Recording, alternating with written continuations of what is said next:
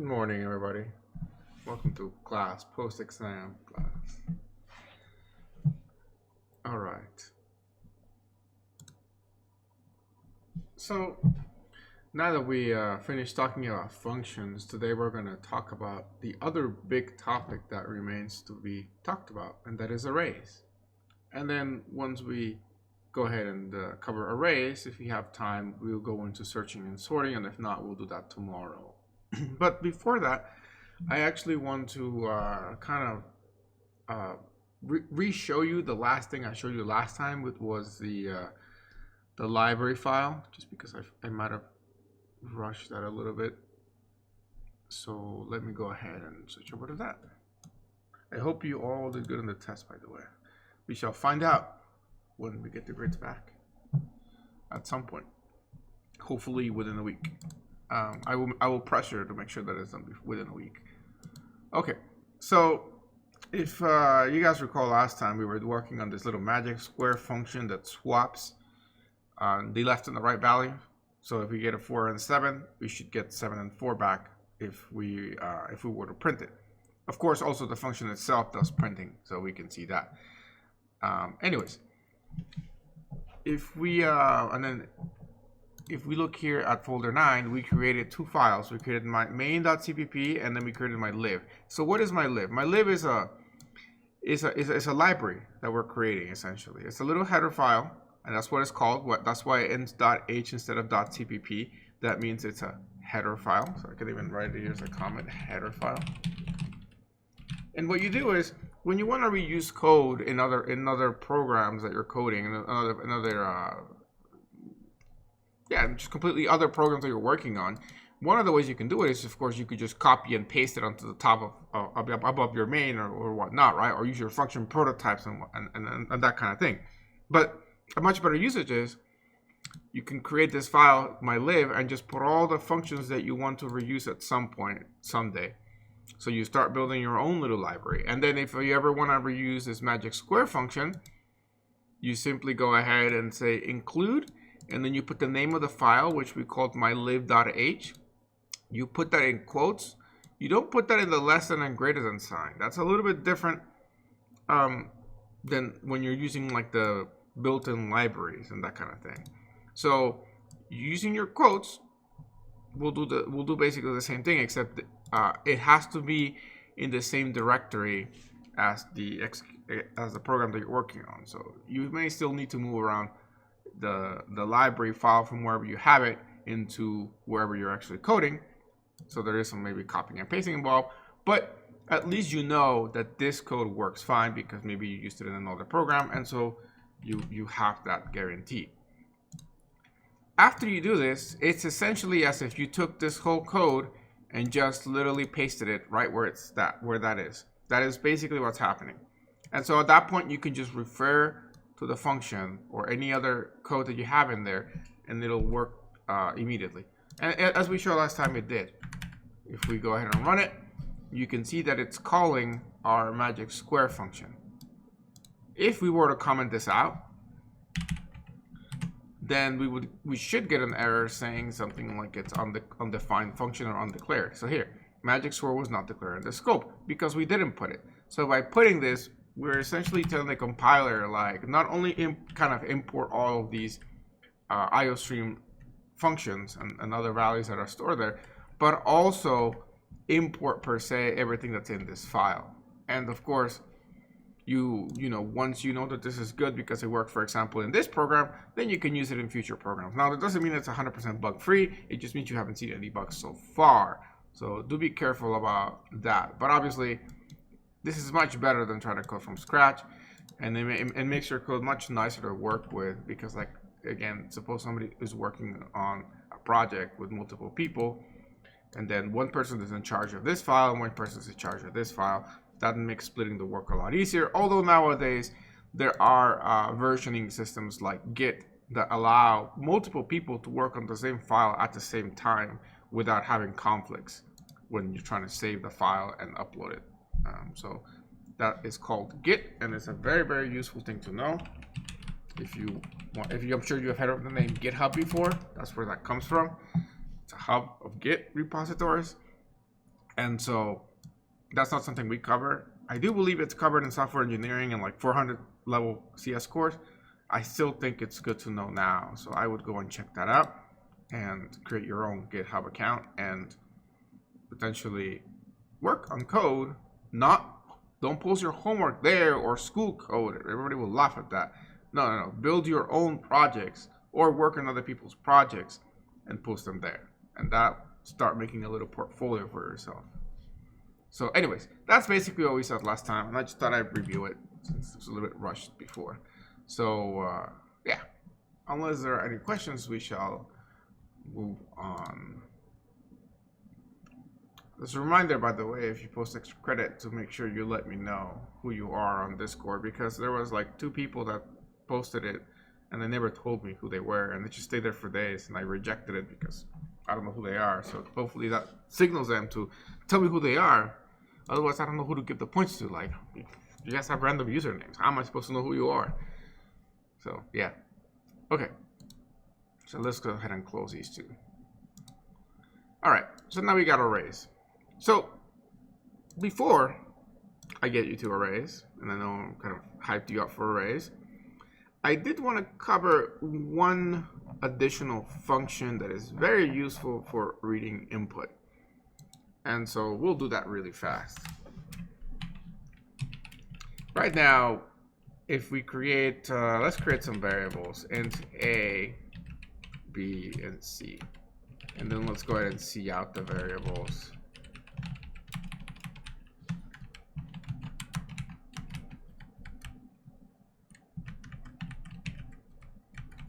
By the way, I just copy paste there. However, in theory, I don't need to have the C out here. And then I can simply remove that semicolon, and same there, and same there. And this will work just fine. Just FYI.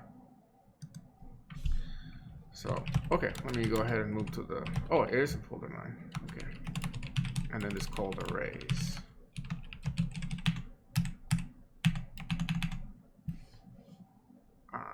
Is it not called arrays?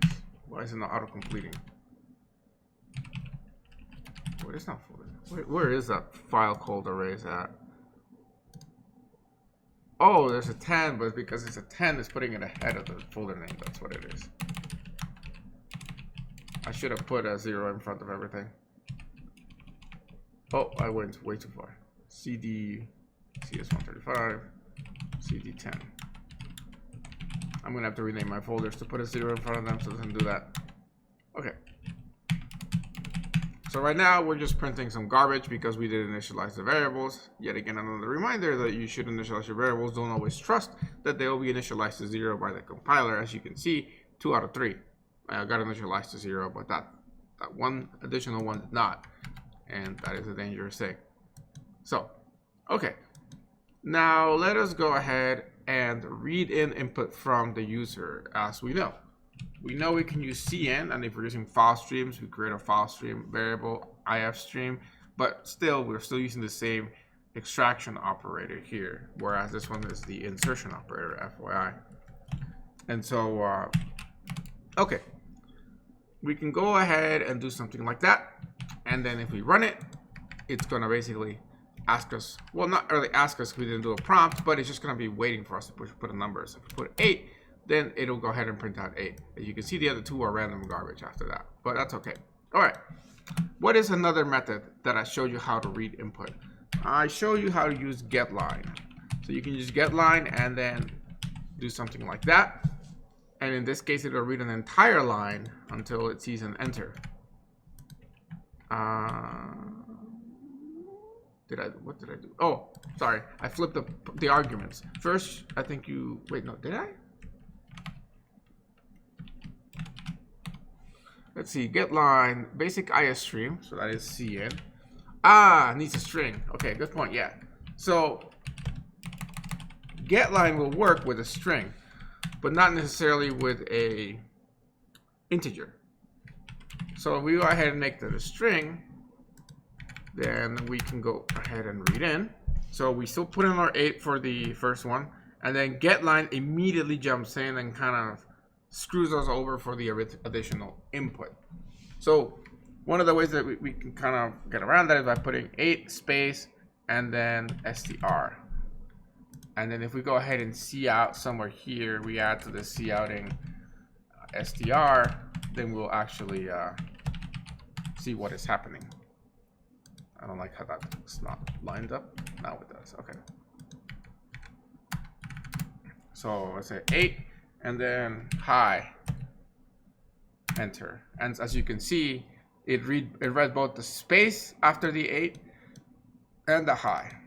And if we were to put a bunch more text, so we said hi 1 2 3 slash space slash and then press enter, it is reading literally everything. So Getline is very useful when you're trying to read in a lot of input. However, as you can see, mixing Getline and cin can result in some weird results. Furthermore, this is read as a string, so if you want to convert it to a integer, I showed you that you can use the a to I function, and so you can do something like b equals a to I str. However, actually, will this work? Because it's a string. We'll see. Well, okay. However, a to I is not a library in std iostream. It's a library in stdlib. So you have to include stdlib. And then now you're getting an issue that says it cannot convert. How do we solve that? We solve that using the C string solution, or I am going to try something afterwards that I was reminded the other day of. So this works fine, and then we do, well, this time let's try something. Let's put 6 and then the word high, and let's see what it does. Okay, so the 8 is from the cin. This is the get line, and then when we did a to I, it actually extracted from the string the 6 and threw away the high. So that's pretty cool. Now let's try it the other way around. If we say 8 high 6, you will see that it gets a 0. It failed to extract this because the way a to I works is it starts looking at the string that you feed in, the C string, and then if the first character is a number, then it will extract it, and that will become the number that it is. Actually, technically, if the first one is a number, it kind of keeps going to see how big the number is. If you want to see, we can do something like 8 and then 99 high, and as you can see, it actually gets the entire 99. So it's more of a, when it sees the first character in the string, it sees if it's a number, and if it is, it's like, great, I'm gonna check if there's more numbers afterwards, and it keeps going until it hits something that is not a number, or it hits the end of the string. And then once it's kind of gotten all the digits of the number, then it converts them into an integral or integer. That's all cool. However, if the first character it hits is not a number, so like high 6, it fails. It gives up at that point. And it has to return something because it's a valid returning function. If it doesn't return anything, it's going to return garbage, which is a really bad thing for us. So the people who created a to I decided that they return a 0 in that scenario, which is why you will always get a 0 if you feed a to I a non-numeric character. And that's a good thing. For further information, you can always check the documentation of any function, which will tell you what it returns in any scenario. I even posted the one for a to I the other day that we used it, but I can go ahead and post it again. You can literally Google a to I, and you'll find tons of documentation. Like here is one from C++, which is the a to I one, and it comes up. But in that same website, you can find the documentation of any function. And if we look at that documentation, that might be a good thing to actually go over.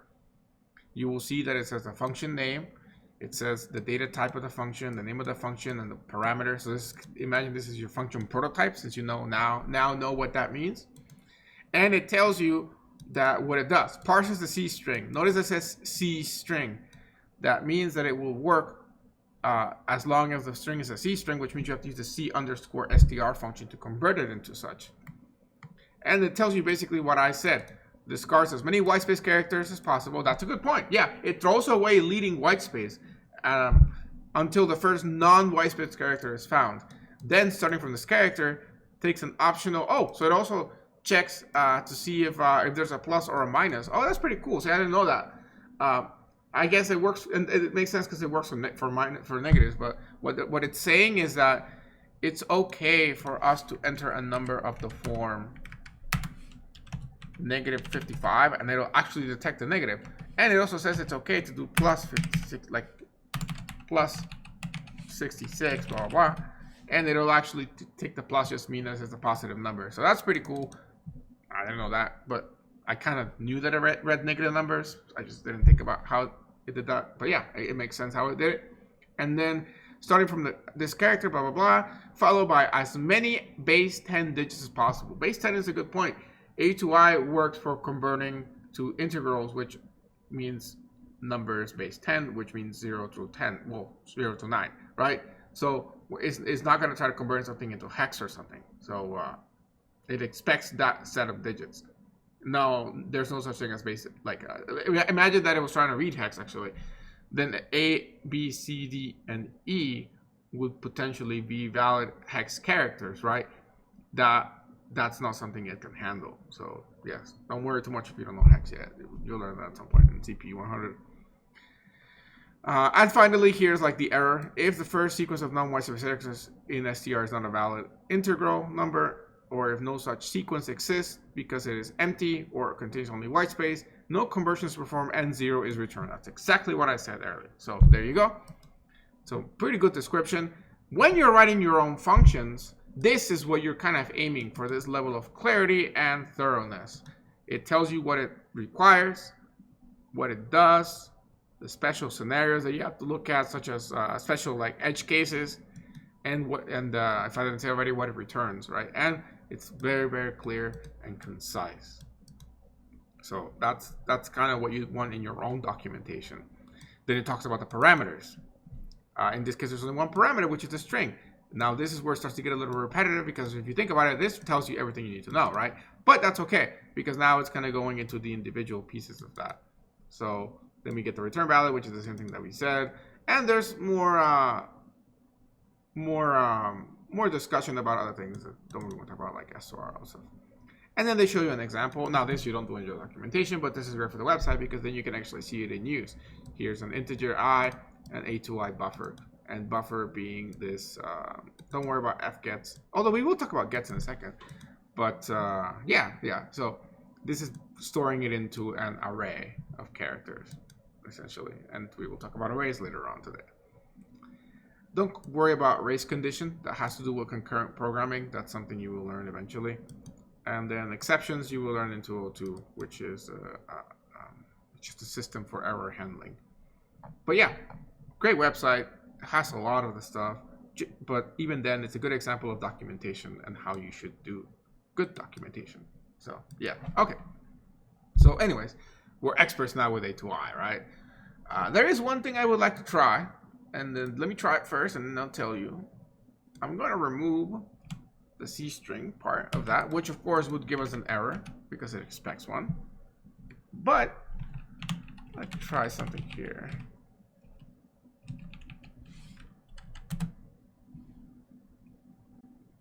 Okay, so it didn't work with that. Great. The reason I did that is because I was talking with Dolly yesterday or something. And if you remember with file streams, include fstream, I said that when you're creating a file stream, so let's say we're creating an OStream variable, fout, and then you want to do fout.open. Again, here you can write, a literal. So like if the file is called out.txt, you can do that, and this will work just fine. However, if you have a string such as out.text that contains the same name, but then you try to do this fout.open with the string name like that, this will give you an error, a compiling error, the same error that we got with the A2I. That is not a C string, okay? And of course, the solution is what we did with A2I, which is to do fout.open s.c_str. okay? So to confirm that, let's try to compile this without this, just the way we normally compile. And yeah, so it will give us this error about fout open s, right? And of course, if we were to comment this out, then this will work just fine. Now, back to this one doesn't work, right? We try to compile and it doesn't work. Let me try something and it should work. Or so I was told. Oh, I typed one too many ones. And it does. Great. Okay. So this brings up a good little discussion that I wanted to have at some point, and this is the time to do it. C++ is a evolving language, as in it's not something that has been created and has been just decided. It's just like a real language with English and Spanish and all these languages. It is evolving. Words get added in a language, in a real language, you know, vocabulary gets added in. Some of it technically is still there, but kind of gets deprecated and nobody ever uses a word. If you think about really old English, when you're reading something from like super old, like several centuries ago, some words just kind of disappear from the common language to the point that, I mean, they're not quite removed from a dictionary, but for all intents and purposes, they're gone from the actual language. And so that is a real thing with languages, and the same thing kind of applies to programming languages. C++'s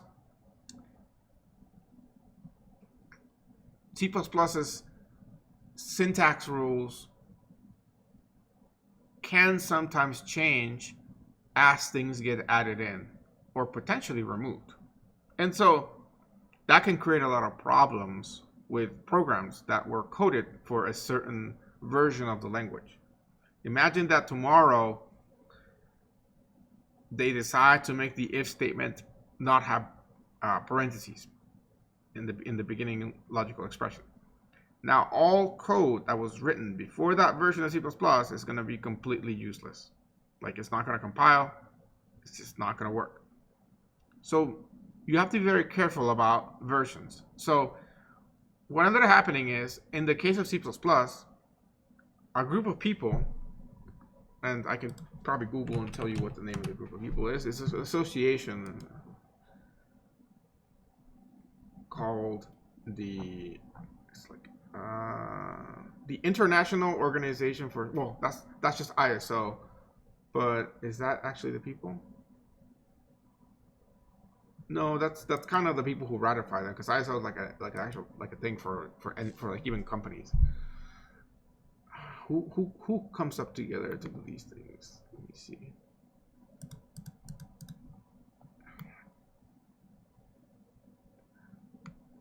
Standards Committee. Is it ISO?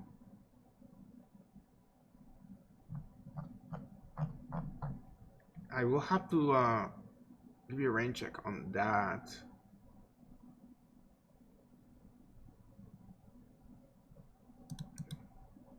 ISO. Oh, by the way, fun fact: who created C++? It is Vjarne Strauss-Trup, and he created it as an extension to the C language. So that's kind of cool. It's kind of a nice thing. I'm terrible with people's names, so I don't remember that by memory. But okay, so I can't quite find the name of the. I mean, it says C++ is standardized by the International Organization for Standardization, but as far as I remember, this ISO does more than just programming languages, as far as I know. So, but I'm guessing there is a sort of a group of people that kind of manage that, but the real people that are doing this are going to be the developers. So, yes. But anyways, let's imagine that it is an organization called X, okay? And this organization X meets every few years, and they read the input from the community saying what they kind of like about it, what they don't like, what they wish they had, and they come up together and they decide on what they want to add to the language and what they want to remove. And then after that decision, they come up with a new standard and a new version of the programming language, C++, which then we can all start coding. However, before we can actually all start coding, they basically publish the rules of what the new features are going to be. And then it's up to all of the compilers to actually implement those features and get everything up and running so you can actually compile that. So like G++ has to, and I'm sure maybe they are a little bit involved, I don't know, but they have to actually take all the new things that they're supposed to add and actually add it to the language. Now, they're not just going to say like, oh yeah, we want this thing to fly and you got to figure out how to fly. No, it's not like that. They have it's not, there's not a big gap between what they tell you got to do versus what is actually doable. It's pretty clear and easy to sort of, not easy, but well defined on how you implement those things. And so the different versions of C++ that currently are out there that are standardized by the ISO are the years that they came out were 1998, 2003, 2011, 2014, 2017. And the next one is going to probably be at some point pretty soon, maybe even this year. And so, which version should you be using is a good question. Obviously, you can use you want to use the latest version. However, C++ is a backwards compatible language, which means that when they come up with a new version, they don't just screw you over and make code that was written before not work. And that is what I believe is called deprecating code. Or you don't want to deprecate code, which I think it means to not to have code that doesn't work anymore. I believe that's what it means. I'm not. Let me double check by googling what the word deprecate means. Disapproval of code. Deprecate code. Let's put the word of this.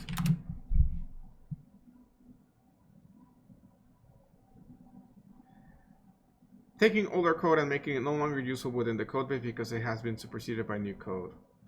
So maybe not deeper. I think maybe deprecated code is more of like, this is code that we're no longer using. So maybe that's not the best of wording, but I hope that you're getting the general idea that you don't want code to not work anymore. And so you want it to be backwards compatible. So for example, if I was to create an if statement that does not require parentheses, I would still make sure that my compiler can handle if statements with parentheses. That way both the new version works and the old version works. And that way you don't have to rewrite code that was already written, because that is very expensive for a company or in general for anybody to do. Like if you imagine the billions of lines of code that are running anything from like Twitch or YouTube or anything really, and imagine that all of a sudden it no longer works. Now it's not like it just bam, it shuts off. No. What I mean is, when you compile the code, it's no longer C++ code, it's machine code, right? Assembly, whatever you do. But at some point in time, someone's gonna find a bug that they need to fix, or they're gonna want to add a feature, which means they're gonna have to recompile the entire code base. That's when they're gonna run into a problem because it's no longer gonna compile, right? And so C++ tries to be backwards compatible. There are scenarios where it hasn't been backwards compatible. I do believe in C++ 17 or 14 they introduced a feature which they kind of decided it was not the best thing to do, and then they sort of backpedaled themselves and removed it.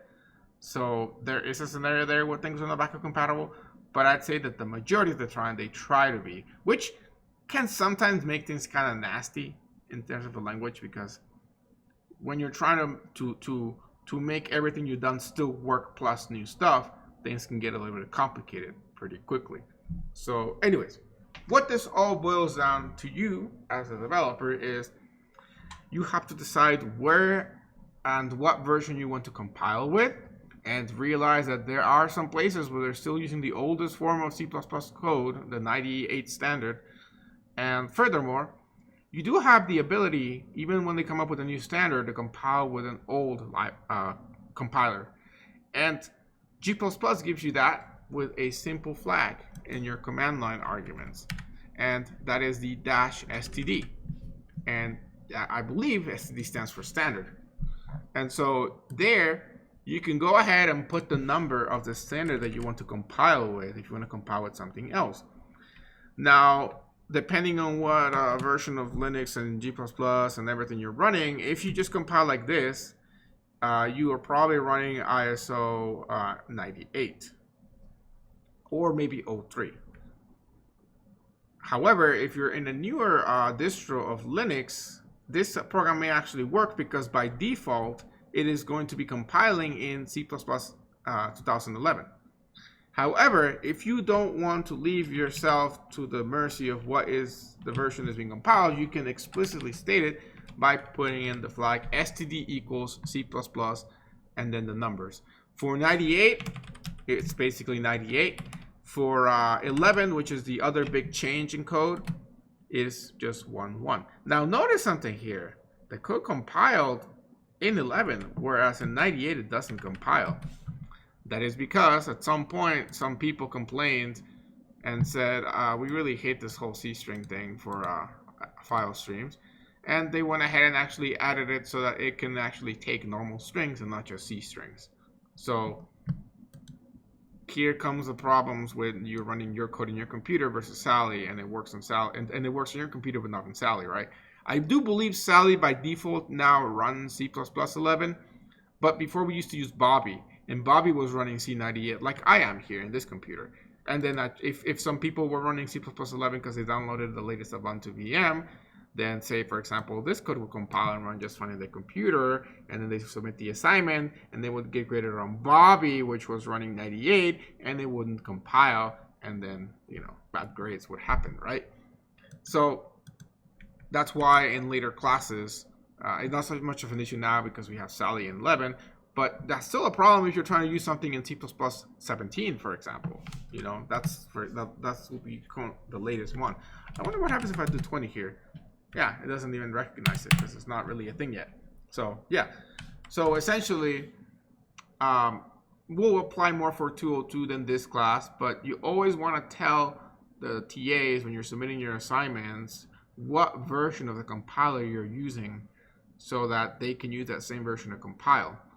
Otherwise, you risk them compiling in a different version where it may not work.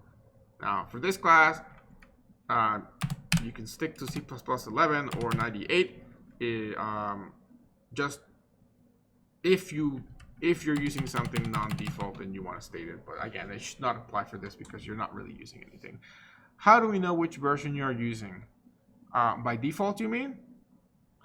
Because you can sit here, but if you're saying, if I do this, how do I know which version I'm running?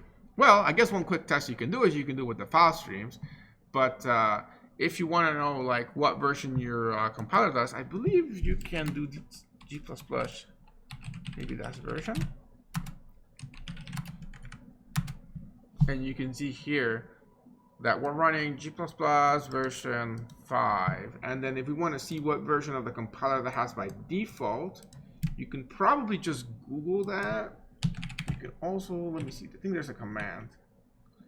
Also, if you're running in Mac with Clang, you can try that version, but it's going to be the Clang version.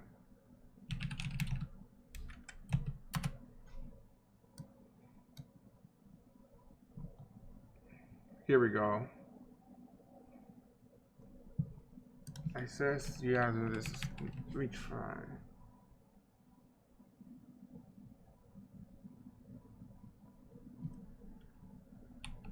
This is a weird command. Let me put it in first and see if it will actually work.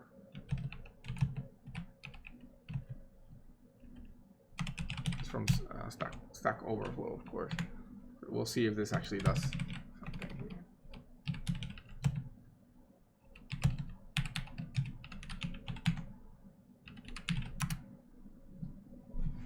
All right, cool. So there we go. So this works. So I'm gonna go ahead and copy and paste this into actually I can just copy from here into Twitch.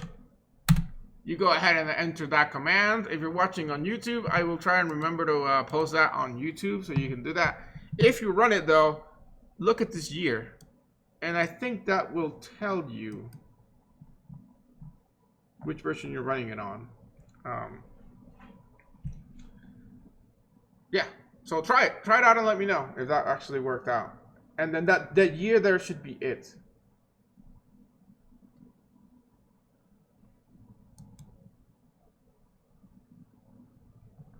Also, I think there's another one that might be simpler. Let's try this one. Dump specs. Oh gosh, no.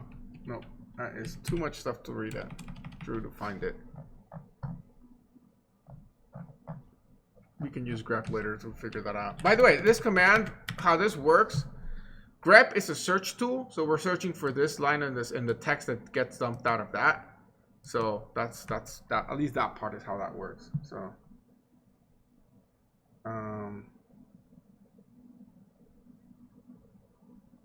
also, I wonder if this will work. Yeah, that's a good idea. So let's compile again, but this time, let's go ahead and put a -g. Oh, well, that's not gonna compile with that. Well, okay, let's compile with 98 with 11, and then let's do -g. The -g is a debug flag. It allows you to debug using a debugger, so like GDB, which of course, there's a video I have on my YouTube channel on the Canvas course about it. If you want to check it out. If not, then that's all right. But we'll hopefully talk about debuggers at some point. We seem to be really way ahead in terms of schedule, so actually I'm not concerned about running out of time anytime. So anyways, let's say we're running this, and then let's see, run. Okay, and then info source. Let's see. Aha. Okay. So with GDB, we can analyze a file to see what it was compiled with. And here it tells me that it was compiled with G++11. All right. So now let us switch this around to using the old method. Let us recompile this without the std11 flag. Run it again. Set up a breakpoint at the beginning of the program, run the program, and then do info source. And this time around, source language C++, generic mark. That doesn't really tell us much about it.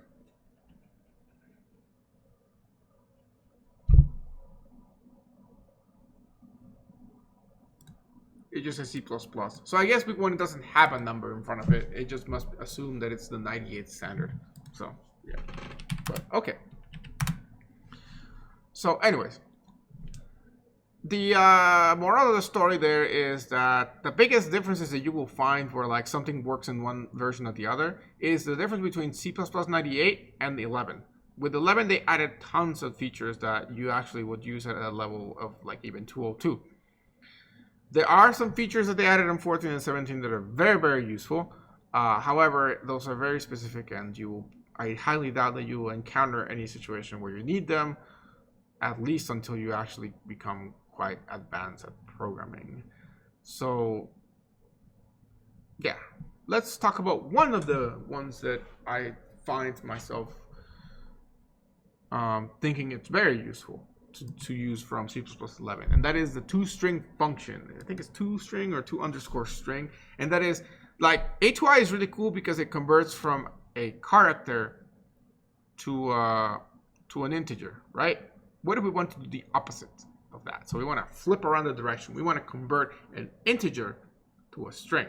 Okay, that it sounds relatively simple, but it's kind of tricky to do. And so there is an I2A function, but it's kind of weird and not a big fan. So I prefer to use toString, which I think is a better choice. toString. So here we're going to do it backwards. So what we're going to do is we are going to take, let's make sure that I'm thinking about the right function here. int value. Yeah, okay. So we're gonna take B, we're gonna store it there, or actually we'll store A, and let's go ahead and store this in a string like that. Let's switch this C to Z like that. Okay. I think that's, if I remember correctly, how to use it. If you compile though, it's going to tell you that toString was not declared in this scope. However, if you compile in C++11, it will not complain about that. It will just complain about my lack of a line feed at some point somewhere. So probably here, yeah. Not line feed, sorry, semicolon. But yeah, so to compare before and after, if I was to compile with the cin.get standard, because that's what I have in this Ubuntu machine, it tells me that it doesn't even exist. A function does not even exist at all.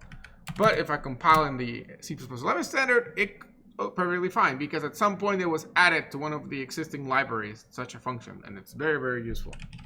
So if I go ahead and run my program now, I guess the first number that I'm reading is the number that's going to be converted to a string, and to a string and then printed out.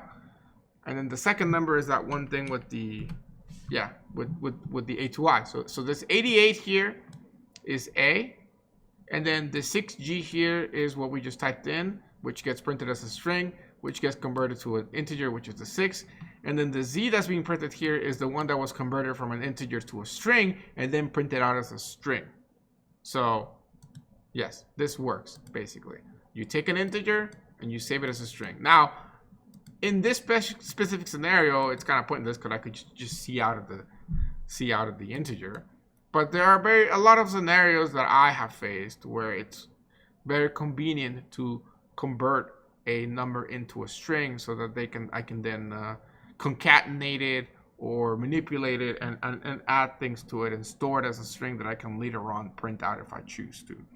So that function is very, very useful, and it's only available in C++11 or after, I believe. I don't think it's available in 04. Let's try that actually. Or is it 04 or 03 again? What is that standard version? 03. So yeah, it's not available in 03. It's only available in 11 and after. I could do 17 and so on. So yeah. So that is like the scenario where I see like I would see you actually running into a situation where you actually want to use 11 for this kind of scenario, because for something like the file streams, there's a way around it with the c_str. But with this function, yes, because I think there's that I to A function, but I'm not a fan of that one, and it's kind of weird how it works. And this toString is just super nice and very, very useful. What does Sally use? I do believe Sally is using C++11. So that means that if you were to run this code in Sally, it would run without you putting this flag in front of it.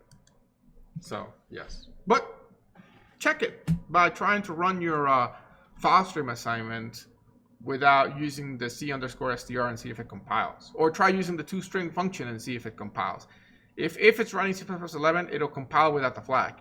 If it's not, it'll give you an error. So that's one way to check.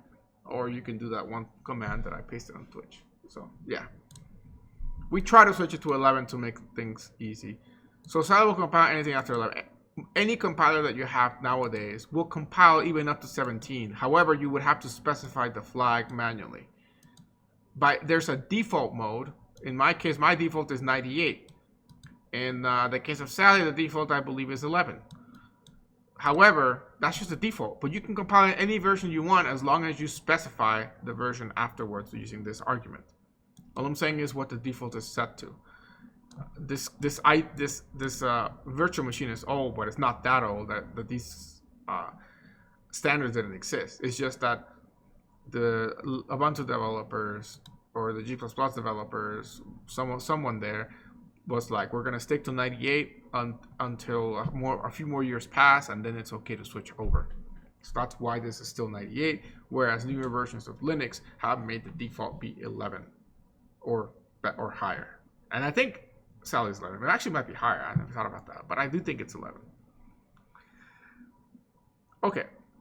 So that I wanted to throw that in at some lecture, and now I have. And so now you know about the different versions of C++ and the potential risks that you may face. Now, there was one other input mode that I wanted to talk about here, and that is the get character power of this. So another way that you can read in things, and let me go ahead and remove the file stream stuff from here. So we got our get line, and I can leave it to string, why not? But we still got a C integer that we can work with. So let's create another char though, call it ch.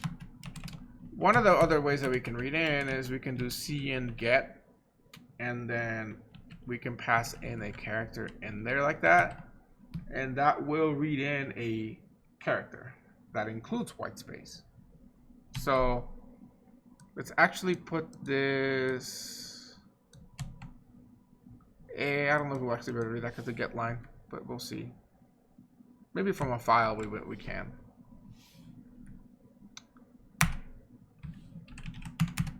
So this would read to the first, to the second, and then maybe we manually put in the line feed and then put CA. But we didn't print anything out. All right, hold on, let me see out here.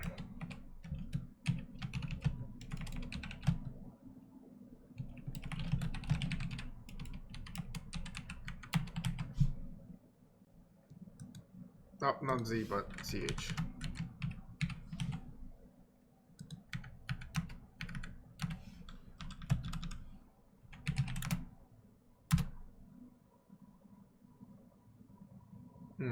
Okay, so let me get rid of the get line so that I can actually show you the other one. Because what's happening is the get line is just literally taking all my input and just like eating it all up.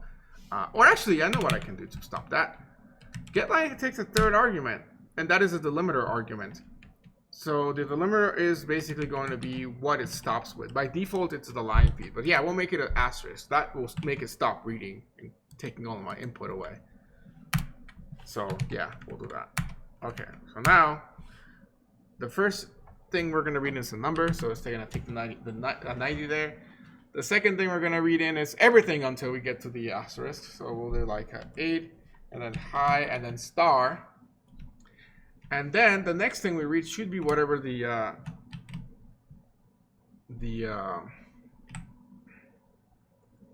get line reads. So we'll see if that works. Yay, it worked.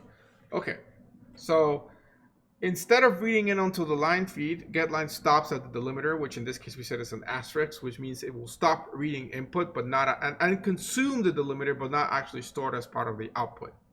So as it's reading from left to right, the first thing we do is we are seeing in an integer. So it's seeing is an integer. It skips any leading white space if there was any. There's none now.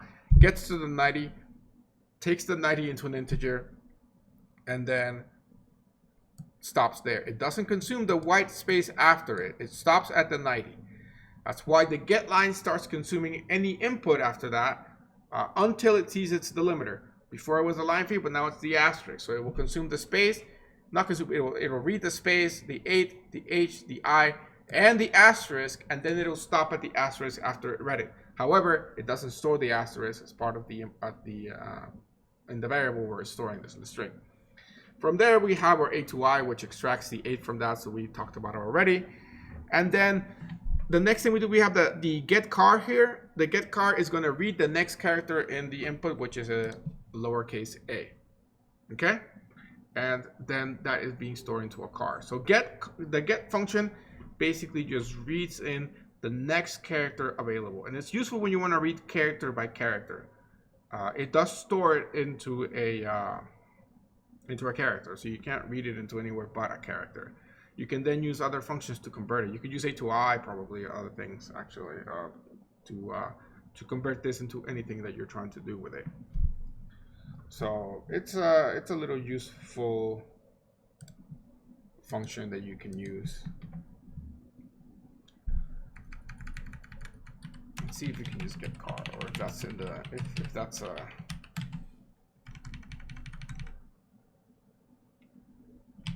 or if that's a end curses thing. It's an end curses thing. Okay, so get char is kind of like the equivalent of cin.get, but it's in the end curses library, which I'll maybe talk about at some point, but not today. That's one of the libraries that's Linux only and not for Windows, which is why I want to have a VM available, because it's quite useful. But yeah, okay. So that's about it for the reading stuff. The other thing I wanted to talk about is other additional little string functions we might have. So for now, let me go ahead and just comment these things out, so we don't have to manually type things in every single time.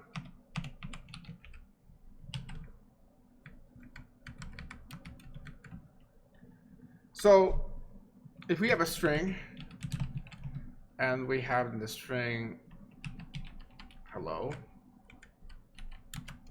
and maybe we have a car, and in that car we have an H, like that.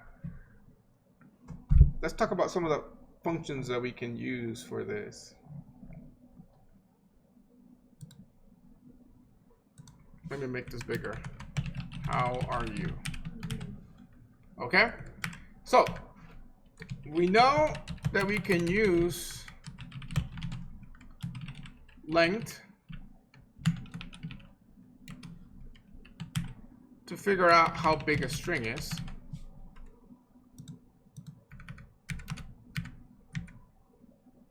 Oh.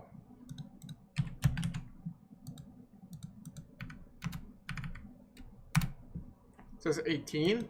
We can count that and make sure this should be 2, 4, 5, 6, 7, 8, 9, 10, 11, 12, 13, 14, 15, 16, 17, 18. That's right. There are 18 characters there. We do include the white spaces as well. We count those as characters. We do not count the null terminator at the end. That is always there. Okay, so that's a very useful function. There is also size, which should do the same thing. Give us the same number back. 18. There are other cool functions that I kind of want to show you. One of them is find. Find is a search function. If we go ahead and type in here LLO, let me rerun this, you will see that it says a 2. Okay, what does that mean? That means that find is going to look in the string that you pass in, or that you're calling here, and it's going to look to find the pattern that you feed it, which is LLO. It's going to look from the beginning to the end of the string, and if the first time it finds such a pattern, it's going to return to you the index of the character, or in other words, you can think of it the letter that character starts the pattern at. As you can see, the pattern is near the beginning, right? It's actually the third character in the string. But you will notice that you are getting a 2 out of that.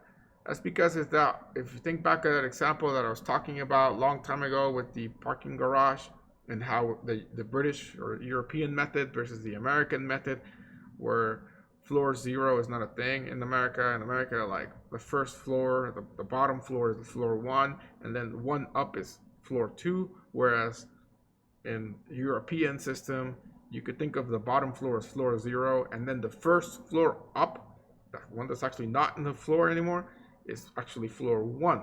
That's kind of how this works. You start indexing from the first spot as index 0, and if we think about it, this is index 0. We think about this as index 1, and then we think about the L as index 2. So that is why you're getting a 2 there, because that's the index of the first character that matches our sequence. If there's a scenario where like we're trying to match a sequence that does not exist, then you're gonna get garbage out of that, because it basically ran out and it just stopped. So it's useful for finding stuff that actually exists. Other functions that are cool is there is a substring function. That one is, I want to show you that one. Yeah, why not? Okay, so suppose we have str, and we do str dot substring, And so we want to have a start and a length. So let's just do 0, 5. Let me just run this and then I can talk about it. Can you see the beginning? Is it cutting off? Oh no, it's just my video. Okay. I thought it was cutting off the edge of the screen on the left. And I need to save this into something. Or just see out it. Okay. So the substring, what it's going to do is it's going to take a piece of the string that you want and return that to you. So it's kind of like if you just want to extract a piece of the text from here. And what these parameters are start and length. So the first one is going to be the index of the first character that you want to start taking a string out of, and then the number of characters that you want to do. In this case, it's 0, 5, which means it's going to take the word hello, because H is the first index, and then 5 characters is basically HELLO. If I went ahead and said here, maybe from the 6th one, and I copied 5, then that's going to do like how AR or something, or how A, yeah, because of the space here, that counts as a character. So useful for when you're doing, when you want to extract a piece of a string. You can definitely combine both of these functions into one. So you could do something kind of fancy, actually. You can do cout string subtract. Let's say we want to do,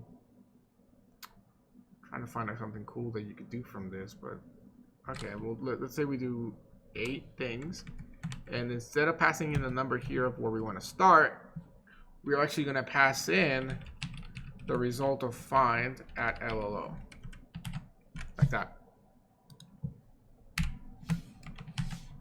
And let's run this. And you see here it says LLO how. So what this will do is this function call cannot happen until it can resolve what the parameter of the function call is going to be. And to resolve that, it needs to call it this function. So yes, you can have a function inside another function inside function call. Okay, and this can go as deep as you want. There could be like a million different parentheses here going deep, and this is a pretty normal thing. So get used to it, I guess. And so here, this will return to us the index that we've talked about before, which is index 2. And then from there, we're saying that get us basically the string of LLO and things that follow after. So in other words, this could be useful if we want to find what the word after a word that we're looking for is. And as you can see here, if you make this big enough, it will tell you, because LLO we know is going to take 3 characters. So now we're going to print the other potentially well, 3 minus 8, the other 5, but we only got 4. Oh, I see, we got a space probably afterward. That's where that 5th one comes in. So if we did this into 9, we'd actually see the A from R. Yeah. So it was because basically this is 3 characters, but we were printing 8 before, so 3 minus 8 or 8 minus 3 is 5. And you know, I was like, whoa, there's only 4 here, but there was 5. It's just we couldn't see the white space. Now there's 6 characters printing. So we can see that it is 1 here, 3 here, that's 4, 5, and then 6 with the A. So yeah. So yeah, this is kind of useful when you're trying to search stuff in a, you know, in text. Other useful ones are going to be for character manipulation. I might have mentioned this one before, but I'll mention it again. There is a function called toLower, which will lowercase a character. So let's say we pass it in C here. What this will do is it will look at char C, which has an H in it. In this case, fail. This is lowering it, but it's converting it for some reason to an integer. So okay, let's use the other kind of cast. So static cast char. See if that brings it back to an actual car. There we go. So that's kind of weird that it made me do that. That's actually, I'm not happy about that. I mean, that's very strange. What about what? I have to check the documentation of why toLower was returning it to me as an integer instead of a car. But okay, anyways, maybe because toLower can handle things that are outside of the ASCII table. I don't know.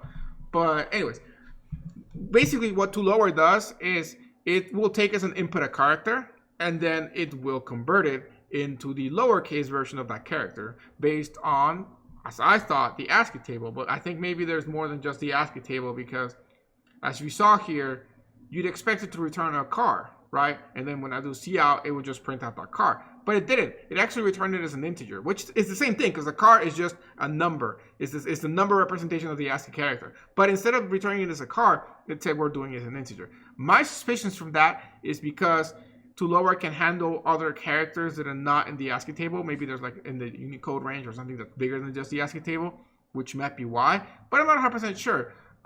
If you were curious, you can check the documentation, and I'm sure they talk about that.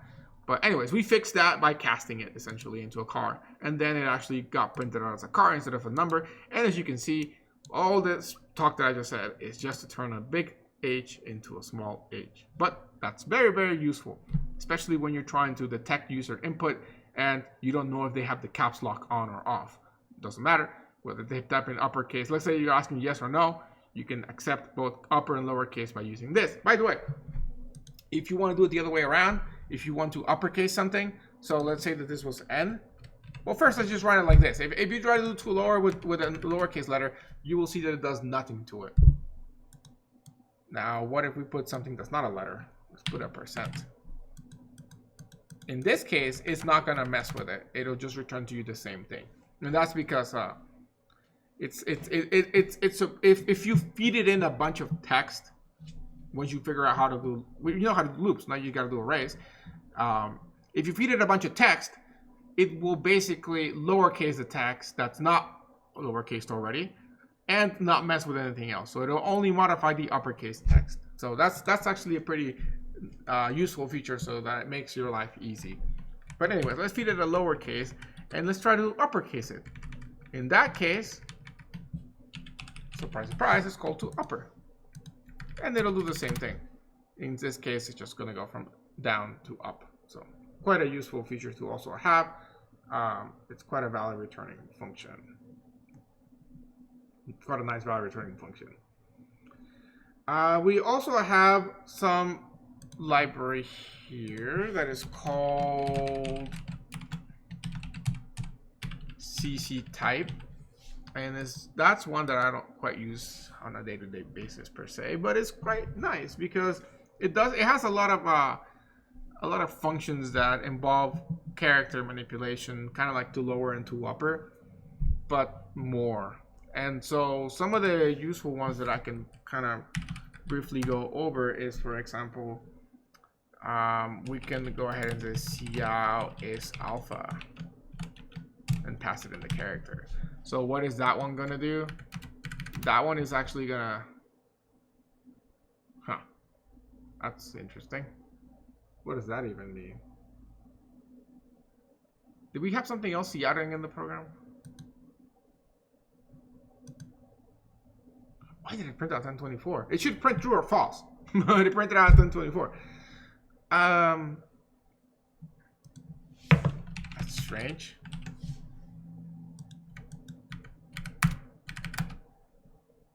That is very strange. I'm not 100% sure as to why that is printing that. That should print just one and call it a day. But for some reason, it decided to print that. I wonder if I make this into a number, if it's going to print out 0. And then in that case, then I guess I'll figure it out what's happening. Okay, so...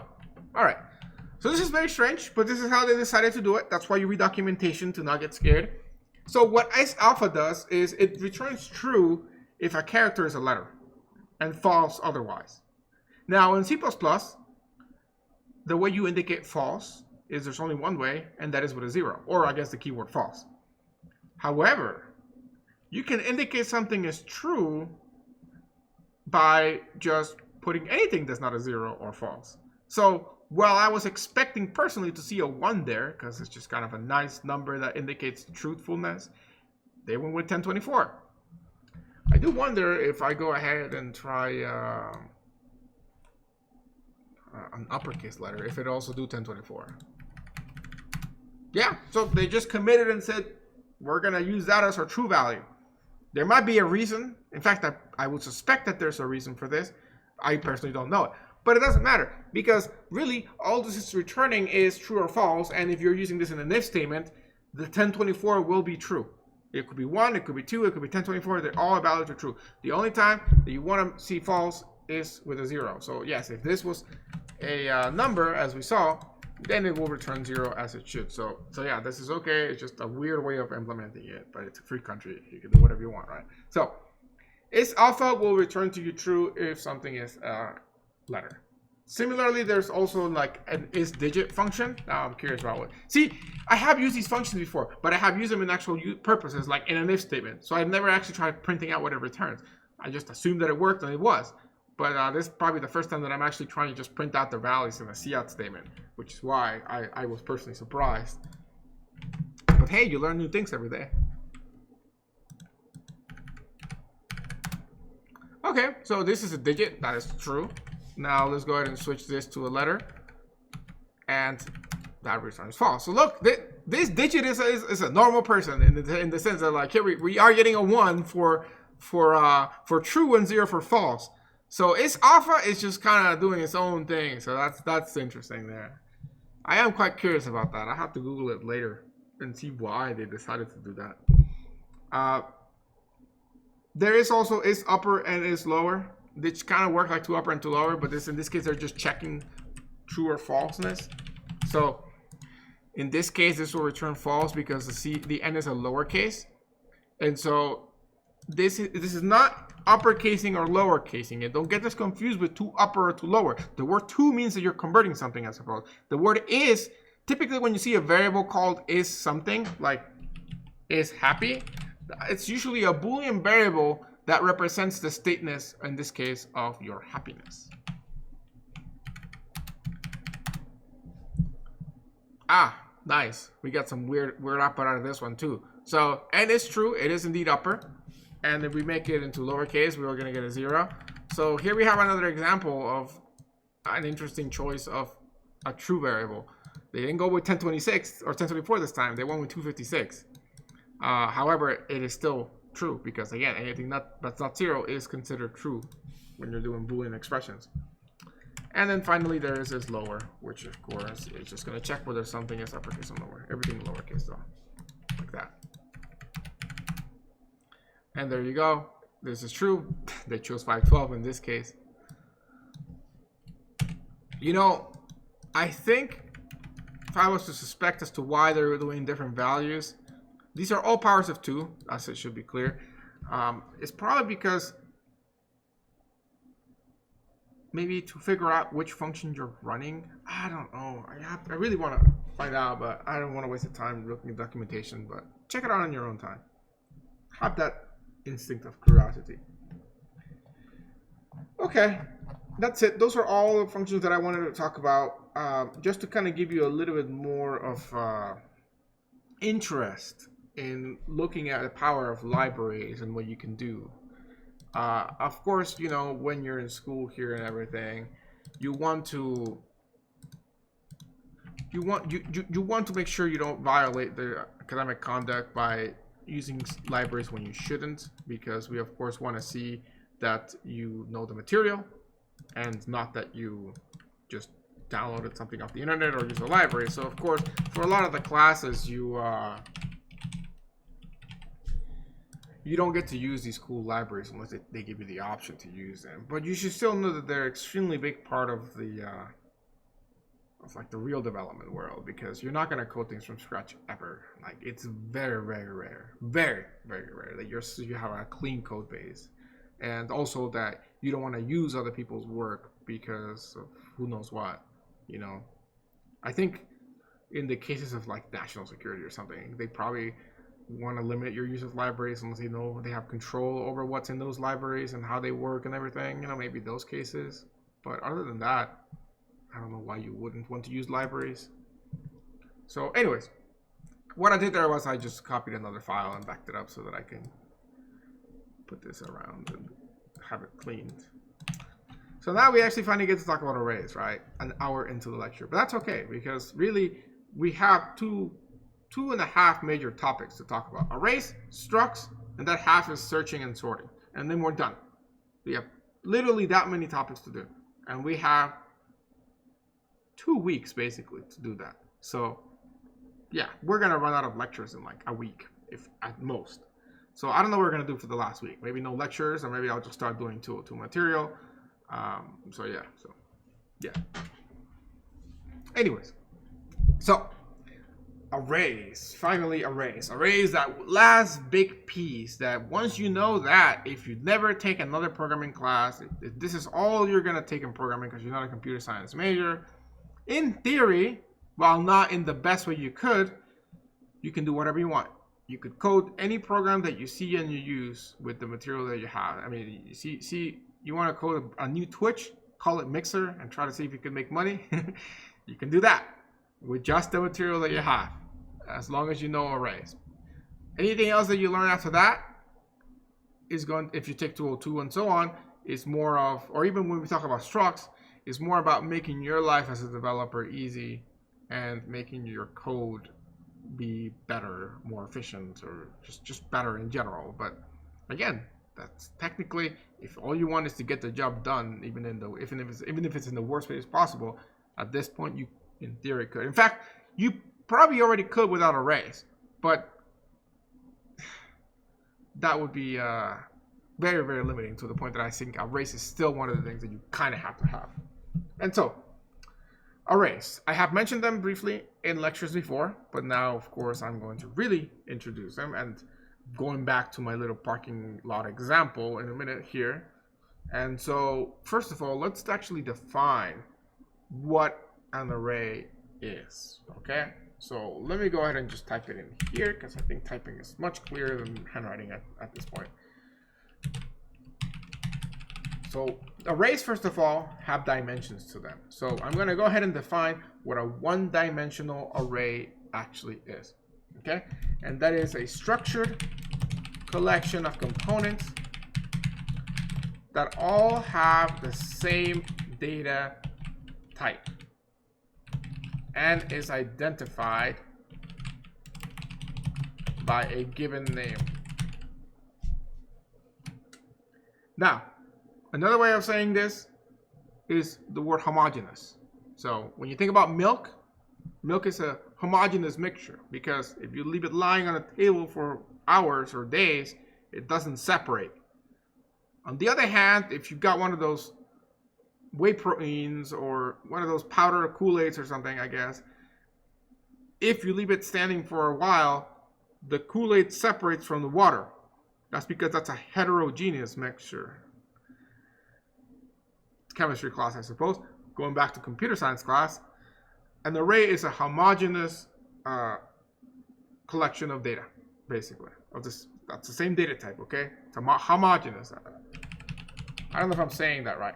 Homogeneous, like that, I think. Yeah. This comes from, like, I think it's Latin or Greek that means equal or same, something like that. But yeah. Anyways, so it's important that I emphasize the homogeneous part, because when we talk about structs and other things, or even other languages, they don't have to be homogeneous, but in C++ they do. What that means is that the collection of the data that you're going to store in this array all has to be the same data type. There are ways to kind of finesse that in ways that you really shouldn't, but I love talking about them personally in 202 though. So not today and not during this class, but in 202. By the way, all my 202 lectures, I'm teaching 202 Summer 3, and they will go on YouTube. So if you're taking, I don't know if any of you are taking 202 with me. I mean, that's assuming you pass, but if you're not, you can always check those out before the fall if you're interested in getting ahead, assuming that they're good. But I think they will be. So yeah, they will be on the same YouTube channel. Like and subscribe and all that. So anyways, back to this. Important thing, arrays, same data type, collection of stuff. By introducing the word collection, I also introduced the word structured. It's a structured collection. It's not just me. I have a bag and I just throw all the data there and it's just kind of storing this bag all mixed up. No. It's ordered. And how do I order it? Well, I line it up in a little table. And that introduces the concept of an index, right? So if I'm keeping things in an index, and for this maybe it might be useful to actually switch to this. Now, I'm gonna keep things in a nice little rectangle. Look at that. Where I'm gonna keep my homogeneous data, right? Let's say we're doing all integers. I need a way to keep track of what is where, and that is my index. So I'm going to number the indices as you would expect. Actually, would you expect it this way? I don't know, because I am numbering from 0, and maybe you'd expect me to start from 1, but maybe you do at this point after I've been giving you the parking lot example for tons of times, right? This is the parking lot right here. European parking lot. Maybe if I flip it like that, it makes more sense to you. We got our ground floor right there, and then we got our quote-unquote first floor, which is technically one up, right? So this is, I was going to draw yeah, here we go. I remember now. I was like, I can't remember it. The European Union logo flag, right? So yes, because this is European parking lot. Okay. So, anyways, if you want to think about it this way with the vertical format, that's okay. Just know it doesn't matter if I go ahead and flip this sideways because it's the same thing. Just, oh shoot, I tried to flip it, it didn't let me. Come on, there we go. Okay, so we call this an array. You could, in theory, call it a list, but be a little bit careful about that because some programming languages, a list is different things, including a heterogeneous list, like in Python. In Python, when you have these lists, you can actually have different data types, but not in C++. So, you got your indexing, starts from 0, goes all the way. If you want to find out the size of such an array, it's going to be the last index plus 1. Because you started counting from 0. You have to do the last index plus 1. So technically this array has enough spaces for 7 elements. Don't believe me? You can count them. 1, 2, 3, 4, 5, 6, 7. So the size of this array is 7. But it has indices 0 through 6. So, if I was to tell you, draw me an array of size 5, you would have 5 slots. 1, 2, 3, 4, 5. However, Twitch chat, what will be the index range of this array? What will be the first number here, and what will be the last number there? I shall wait for your guys' response. And in the meantime, I'm gonna go ahead and, oh, that was really fast, nice. There's no delay, good. 0 to 4, very good, very good. 0 to 4. Make sure you don't get this mixed up. With time, again, with practice, this will become second nature to you. But in computer science, we don't count from 1. We count from 0. Arrays start at 0. There's so many jokes and memes on the internet about people trying to count them from 1 and them being like not smart or something. Don't be offensive like that. But know that yes, it's a very standard thing. You go from 0. You go from 0, and of course this is 0 to 4. It also makes it easy when you're coding that if you're trying to find the range, you just subtract 1. You knew that before this class. Yeah. Yes. There's one where it's a little dog and it talks. It's like, yeah, array start from 1. It's like, oh, look, this dog is cute. And it's like, array start from 1. It's like, ah, oh, go away, dog. You know, go away, dog. So, yes, this dog knows that arrays start from 0, though. So, yes. Okay.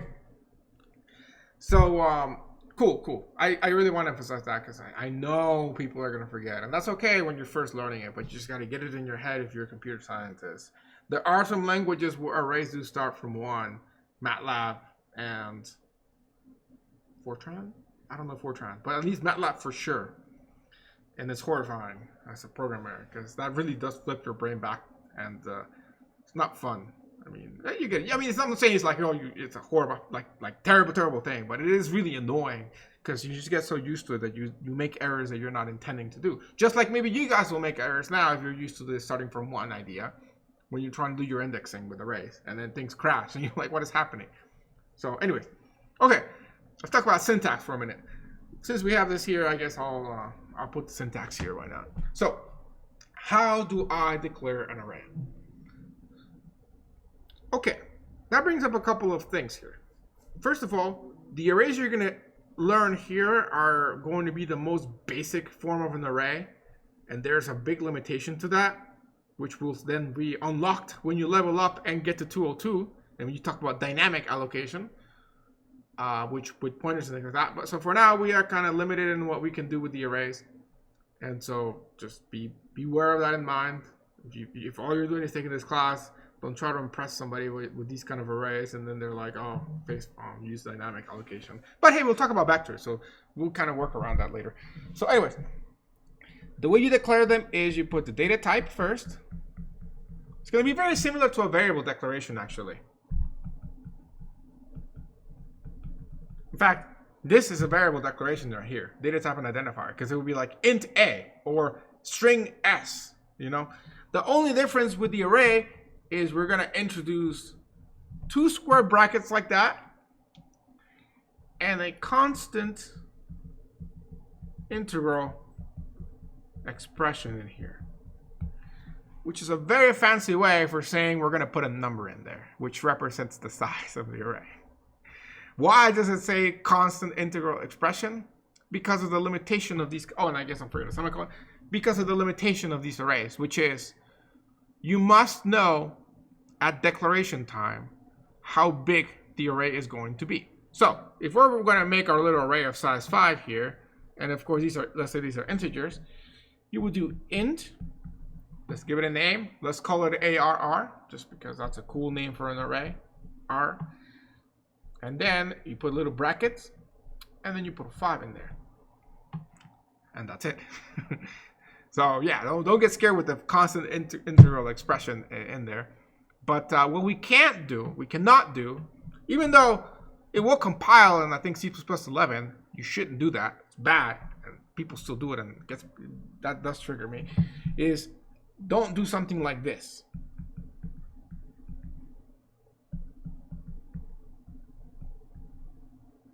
We'll call this AR0 because we already have above us an ARR.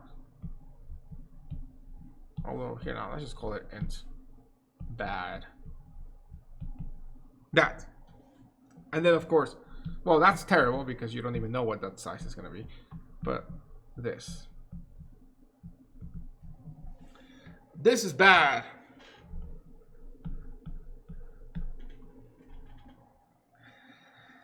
Because the way these arrays are declared, the computer needs to know how much memory it needs to hold the data. And for that, it needs to know the size at compile time. So when you compile your program, it needs to know exactly how big your array is going to be. If you do this thing I'm showing you here, it can't know that because it's depending on what you enter as A. So when this program runs, it's going to be like cin, you're going to put in a number there. You could put a 5, but you could also put a 9,000, or you could put a 0. You can put whatever number you want, which means that at compile time, the computer does not know how big that array must be. And so the compiler, in 11 at least, it's not actually even related to the C++ standard. The compiler itself, at some point, they were like, people are so bad at coding that we're going to help them out. And so if somebody declares a variable like that, the compiler will actually help you out and convert this into a dynamically allocated array so that such code actually does work. But then you're sort of lying to yourself on how it's working, which is a really dangerous thing to do. And so that's why don't use this method. If you require such a thing where the size of the array is dependent upon how much data you will have, then you want to use dynamic memory allocation, which is again a 202 subject. But so how do we get around this then to work with arrays if we don't know how big they are? Well, then figure out how big they can be and then just declare it that big. I told you could do anything in the world. I never said it's going to be efficient, right? Case in point. The way we can work around this is by just making the array as big as possible that we potentially will need, and then hope we don't go bigger than that. And so that is one way that you can work around this limitation until you learn dynamic memory allocation. So yeah, by the way, dynamic is spelled like this in case you can't understand it. And then memory allocation. Oh gosh, I can't type. Memory allocation. Like that. So if you want to Google that on your own time, if you're curious, before 202, check that out. Dynamic memory allocation. That is using new and delete. And it's not hard, but it's just not something we cover in the class because it's kind of extra. So I mean, we are going to have so much time that we could cover anything, but yeah. So yeah, that's how you declare an array. This way, the good way. And you have to know the size ahead of time. And if you don't, you can make it bigger, and then you can just keep track with another variable called maybe like int current size, which you can use to sort of keep track of how big your array is and how much of it is actually filled up, right? So it's kind of like saying, keeping a little arrow here to show what is empty and what is full, okay? So the identifier there can be whatever you want. Again, variable names are limited, of course, by the rules like no numbers in the beginning and so on. But that's pretty much it for declaring a variable. I'm sorry, declaring an array. The other side of things is how do you access the stuff inside of it? Well, you use the square brackets again. So let's say we want to access our R. You want to print it out.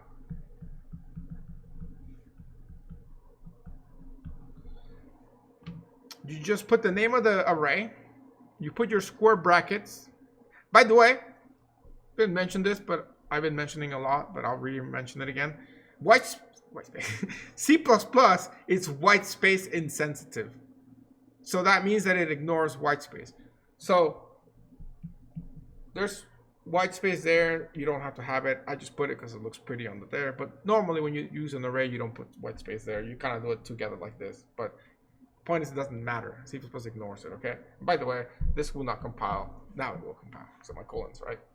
Okay, so anyways, if you want to access data inside of there, inside of the array, you use the square brackets, which by the way, I think they're actually called the array index operator. That's the actual name of the square brackets.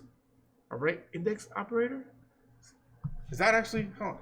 I don't want to tell you lies. Let me double check. Array index operator. I think it's called array subscripting operator. But I see on Google a bunch of people also calling it array index. So I'm not 100% sure. So we're gonna go with both. The one that I said, but also the other one I found. Now, I would never ask you to define such a name on the test. Unless I did the kind of thing I did on the midterm, where I put that false flag question to catch people that were cheating, right? Which was not my idea, by the way. So I don't want to claim credit for it. I mean, I have seen it before, but then Dolly reminded me of that stuff. By the way, well, no, don't want to get off topic. I want to stay on target, then we can talk about that at the end.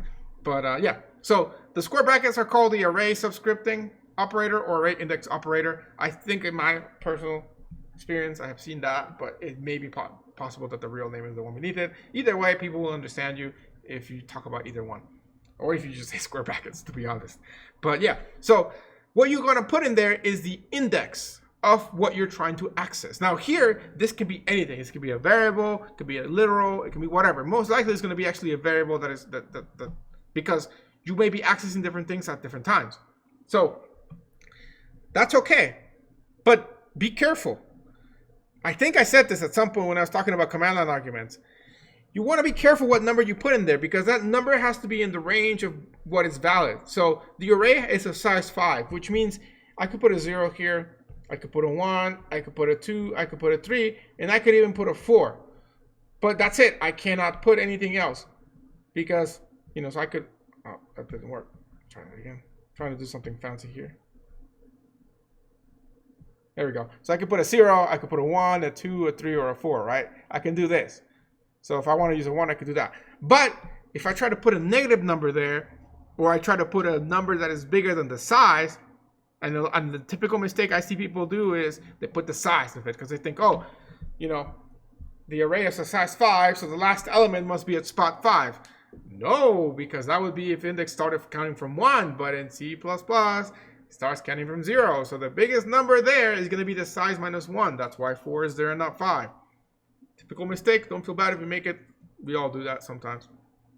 So anyways, if you go and put a number that you shouldn't there, you go in what is called out of bounds. You go out of bound. And that's a bad thing, because what's happening is this. You have your memory. And in your memory somewhere there's a little slot where you actually keep your array. And what's happening is when you're going out of bounds is you're going and checking out of the boundaries of where you're storing your stuff. And up here and up here is memory. That memory may be used by another program and contain data, or it may be used by nobody and contains garbage that was there at some point. So both are really bad. In one scenario, the best case scenario, you are inserting stuff into this area that's not yours. So imagine this is like your lot of land and you're kind of having a picnic on the neighbor's lot even though it's not yours. And you might get away with it as long as that neighbor doesn't come back. Other scenario is he's got like landmines there so that people don't go there. And then you hit a landmine and then everything explodes. That's kind of what will happen, and your program will essentially crash. Because if you are accessing areas that are kind of protected by other programs, as you can see, that's kind of important that other programs can't access data that you have because that's a security issue. Then your program will basically, what really happens is the OS is like, nope, you're stopping here because that is not yours. Stop. And that basically means program crash, segmentation fault, or it just ends basically. So out of bounds is not something that the C++ ISO people decided like, that is not something that won't make your program compile, because there's no way to check it really when you're compiling. And so because of that, it's called undefined behavior, what happens when you go out of bounds, which means there isn't some specific thing that will happen. It's just unknown. You may get away with it. You may crash. It's going to be, and what it ultimately boils down to is different operating systems handle it differently. In my personal experience, I do believe, I'm going to flip them. I think Mac is super strict about, okay, one or the other, either Mac or Linux. One of them is super strict, and the moment you go out of bounds, the program crashes. And the other one is like, whatever, man. You can do whatever you want. I don't care. I think Mac is the super strict one, and Linux is the relaxed one. No, I think it's actually the other way around, because I remember Sally being super strict about memory last semester. Yeah, so I think Linux is the one that's super strict about memory, and Mac is chill. So that means your program may work perfectly fine in your Mac, even though you're going out of bounds and writing in places you shouldn't. So maybe you put a 5 there and it works. Hop on the Sally to test your program, it no longer works. You're like, why? It's not doing something super advanced that requires specific OSs. Well, that's because technically you have an error, but the Mac was cool about it. But Sally is super strict about it and was like, no, you're accessing stuff you shouldn't. You can't do that here in this town. And then bam, you crash. So there are potentials that you will run into that situation. We'll actually test it and see how my Linux machine handles it.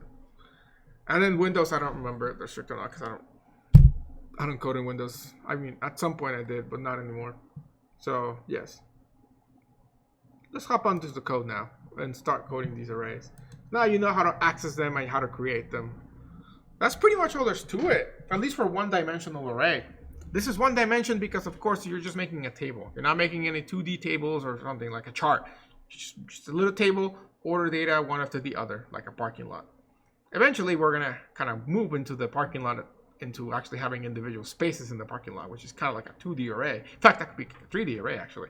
But we're not there yet. Not quite there yet. So, okay. Let's go ahead and declare an array. You know what? Let's call it parking lot. And let's make it of size. How many floors does cottage grow? I think actually 5. But yeah, I think 5. We'll go with 5. Okay. So now we have declared it. How do we print it? Let's try to do cout parking lot and see what happens.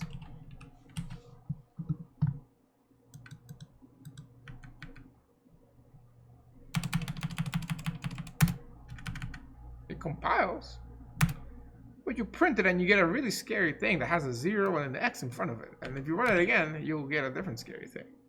And you're like, gasp. All right, here we come into an issue that a lot of people seem to run into. And that is they think they can just print an array by saying cout and then the array name. That's not gonna work. That is not gonna work. What you're actually getting here is an address. That's the address, and you can see it's an address because you can see the 0x in front of it. That means that this is hexadecimal code, which is why you see a mixture of letters and numbers. And that represents the location in memory where the array is being stored. You can see that it changes each time because the operating system is giving you a different memory location each time. Don't worry too much if what I said doesn't make sense. When you take 202 and you talk about memory, it will. Now we do have a question. Is the number of dimensions of an array limited to anything other than memory?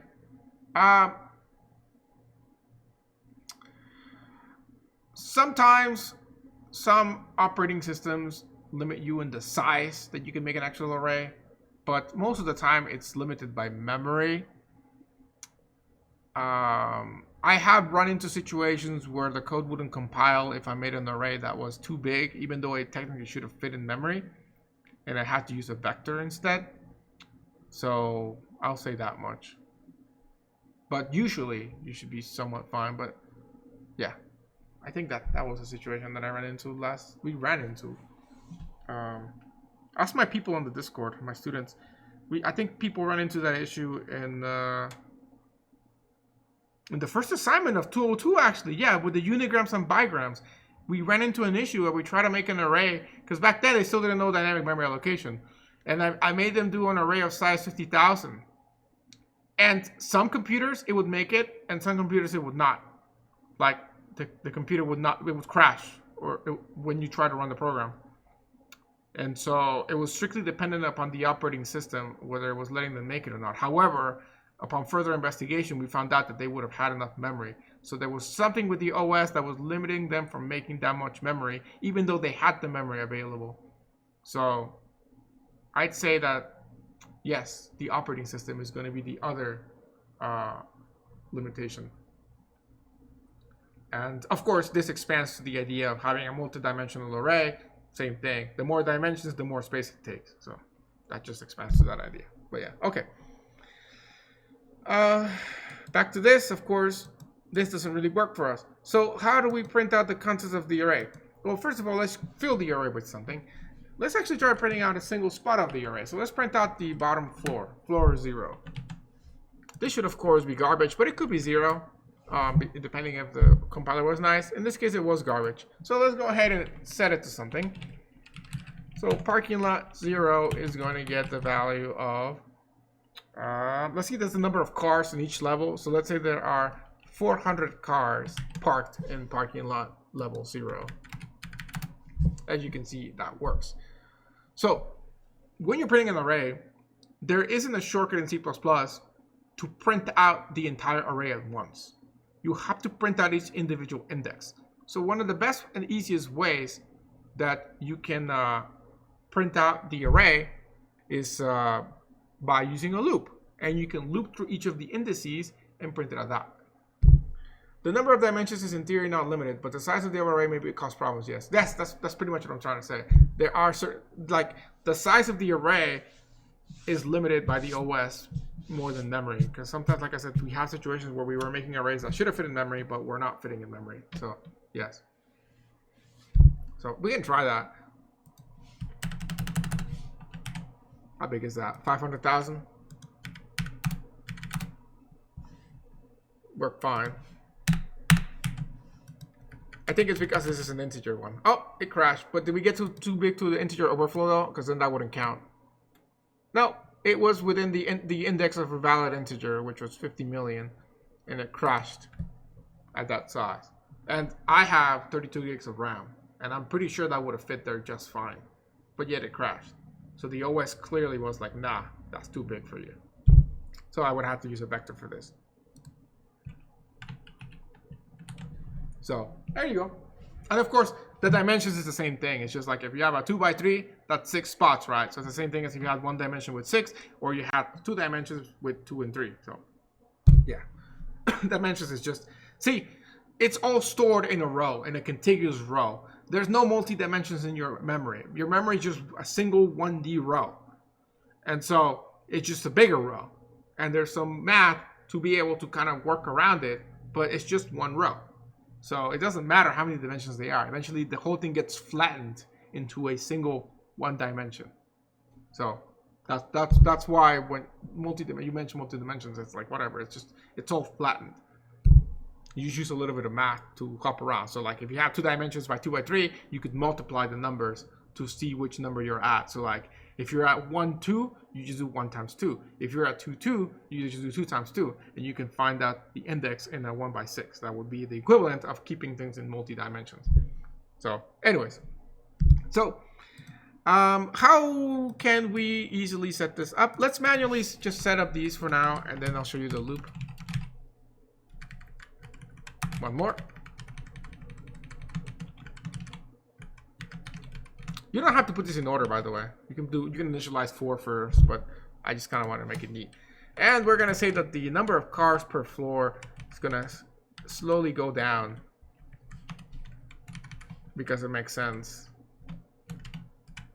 Like to have less cars as you go higher in the elevator, because people don't want to park that far. And they park in the first spot they see, you know. So there's only 1 car in the top floor, whereas there's 400 cars. I say that's full in the bottom floor. Okay, it's game night or something. I don't know. There's a play happening in the Jubilee Theater or something. All right, so here we got ourselves still parking lot 0. We could also print out parking lot. Oh, not 6. Hey, we'll try that in a second, actually. We get 60 for parking lot 3, and yeah, let's see what happens if we print out 6. So this is where we're accessing the forbidden land. We get a negative number. Look at that. That's not exactly the right number of spots unless you're going into like a black hole. That's just on top of Cottage Grove, just floating there. So yeah, in this case it didn't crash, but it could have. Better yet, let's actually try inserting spots into the black hole. Let's say 4 cars are floating in the air. They're just going into the black hole. It compiled and it crashed in a very epic way. Stack smashing detected. Ah, I like this error. I've seen this tons of times. That's because you're really that gets me off topic into talking about what the stack and the heap are. But yeah, basically, you're doing something you shouldn't when you see that. Okay? What exactly is the meaning of this number, the negative one? Which negative number? Oh, this one? That's just garbage. It's just remember, the integer is a signed value. It's a signed integer, which means that the first bit of the code stands for whether it's a positive or negative number, because it's just 32 bits. It's just 32 zeros and ones, and that first digit or that first bit represents bits or bytes. Bits. Yeah, bits. That first bit represents whether it's a positive or negative number. It means that the value that was stored there had a 1, which was a negative number essentially stored in there, and because it had a 1 there, then that is why you're getting a negative number being printed versus a positive number. Doesn't always have to be the case. You may get a positive number. So that's why it's random. So yes. Hopefully that answer your question. So It really depends on what the combination of zeros and ones. But that first 0 is gonna make this read as a, because like it's literally just like blah blah blah blah blah blah. Just, oh well, no 2s because we're in binary. There's 32 of these. What the computer tries to do is because this is an integer, it tries to convert that 32 sets of zeros and ones into an integer, and is using that conversion with binary, where if it was just this much, then this would be a 2 in binary, right? Because you have 1, and then 0 will be 0, 1 will be 1, and then 1 0 will be 2, right? Well, this last bit is used just to represent the signature. There's a signature bit, whether it's a positive or a negative number. In this case, this is going to be converted into a positive number because that was a 0. But if this happened to be that in the garbage value that was a 1, then this will be converted into a negative number. So yes, you'll learn more about that in 218 and those lower level languages classes. Maybe 219. Maybe I should talk about that in 219 summer 3. Yeah. But yeah, no problem, no problem. All right, so yeah, so we got the stack smashing. Notice that we only had that when we were trying to write, not when we were trying to read, because there's a certain level of protections that the OS will give you. Sometimes it'll let you read stuff, but it won't let you write to it. Sometimes it won't even let you read at all. Let's try to run it again. See if it's consistent. It is being consistent. Cool. And if we comment this out, it's consistently going to oh, we gotta compile it again.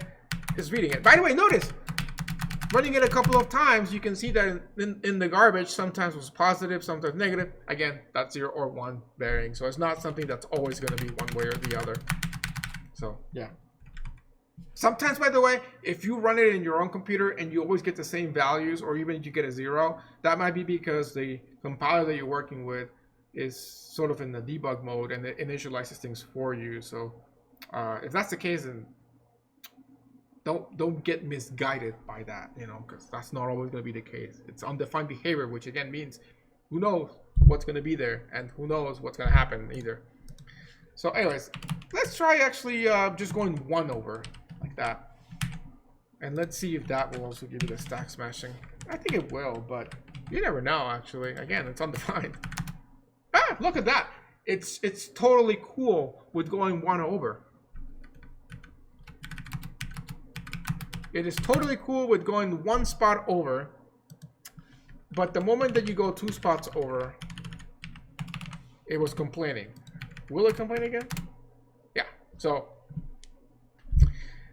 the reason behind that, at this point, I might be sort of theorizing a little bit based on what I've read, is that there's sort of a buffer that each program has to avoid weird things happening, and I think maybe that's kind of what's protecting us, but that's a guess. I really have to read further into it to find out.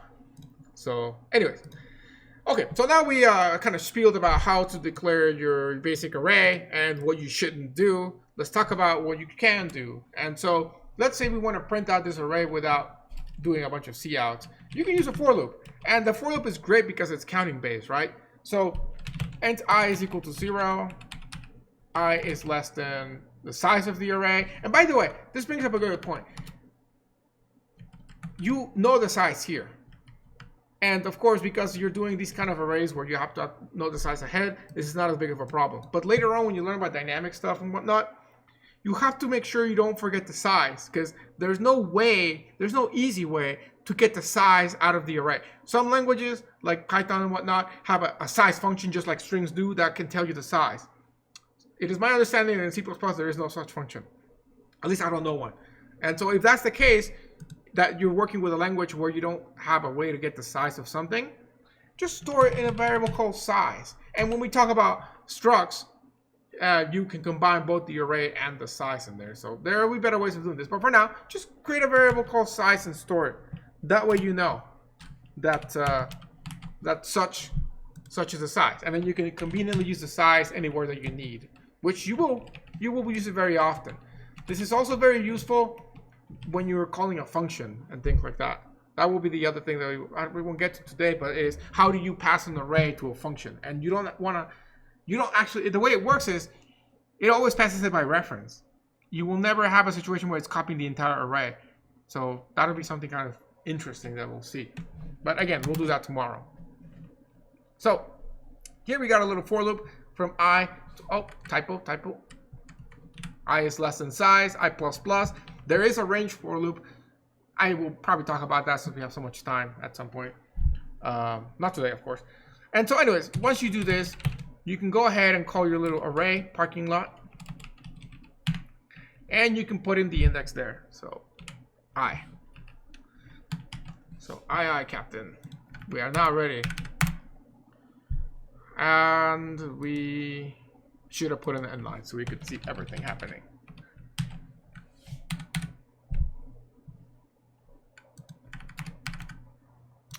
Typo. There we go. Okay, cool. So before we had the right values, but because they were all kind of squished together, it was kind of hard to see that. But now it's much easier to see it like this. So what we did is we have a little for loop that is going to start out from 0 and is going to go all the way to the size, but not including the size. This is very important because you don't want to go out of bounds. This is the typical error that happens when you're doing something like a for loop. It goes way too far outside of bounds and it crashes. And so essentially here we start out with 0, goes to 1, goes to 2, goes to 3, because 3 is less than 5. 4 is less than 5, but then 5 is not less than 5 because they're equal, so that evaluates to false, so you never go here. If you say instead of here equals less than, you say less than or equal to, in that case it's going to go into 5, and it is going to run 5, as you can see here. In this case, we're okay because it's just reading it, but still okay as in like we were in danger of doing this, but we got lucky. Again, it's not as much of a problem when you're reading, but if we were actually writing in this for loop to the array, we can do that by just changing it here to an assignment. That's when we could run into that stack smash and other kind of potential errors. So make sure you've got your counter stuff right. If you're ever in doubt, you can always just put a print statement here or like an I, so you can see what is the count of this. So like 0, 1, 2, 3, and 4, right? So then you can see that you're not having into any unexpected issues with your counting. So as you can see, the cout is going to call and print out each of the contents of the array. So I want to talk about something here. You know how to deal with variables. You've been dealing with them for the past 2 weeks. So I want you to treat this as a variable. Once you've accessed a specific index from the array, which this is exactly what this is a specific index. It happens to be, well, actually, I don't know in the loop, but if it was like, let's say this is a 3 here, it's running the index 3, which of course is the 4th item in the list, because again, starting from 0. So that would contain a 60, right? And it's an integer because it's a homogeneous, arrays are homogeneous. It means that it's an integer. So at this point, treat this combination of code, the parking lot, the array subscript operator, and the number 3 or whatever is in there, treat that as if it was an integer, a normal integer, because that's exactly what it is. And anything that you would do to an integer, you can do to this. So for example, if we wanted to convert this integer to a string for some reason, you could do that. You could do that by calling the toString function here and passing it in like that. You could do something like that. You could also do math to it. You could add 5 to it. So we're going to add 5 to each of the spots when you print it. So now it should print out 405, 225, and so on. So at that point, you can treat it just like an array. Can the array set up use size variable for the initialization as well as parking lot size to control it with the 1 bar? So you're saying, can we put size here? Like that. Is that what you're asking? And the answer is yes. However, that's only because the compiler knows at compile time the size of size. If I did this, and then I did cin size, hopefully it gives me an error or a warning. It doesn't. But it's not what you should do because it's not good, because it's turning it into see, this is the compiler doing your job, and it's not treating it the way that you'd expect.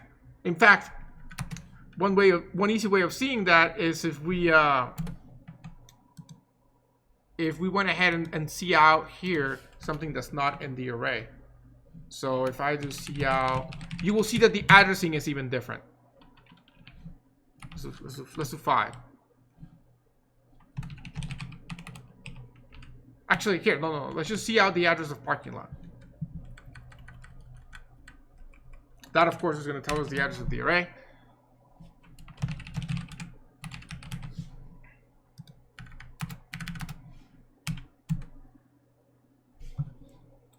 This addressing, look at that addressing, and now compare it to this addressing.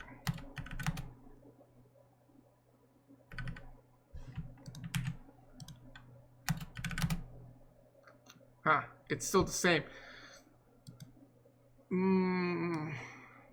Interesting.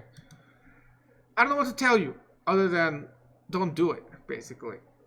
Because it's no longer being a static, it's no longer being allocated on the stack. It's being allocated on the heap when you do this.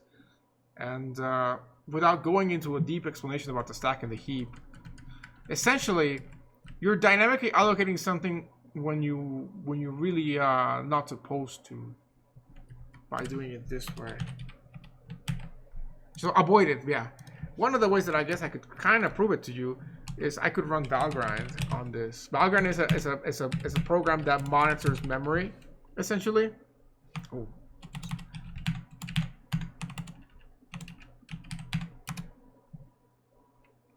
And then 5.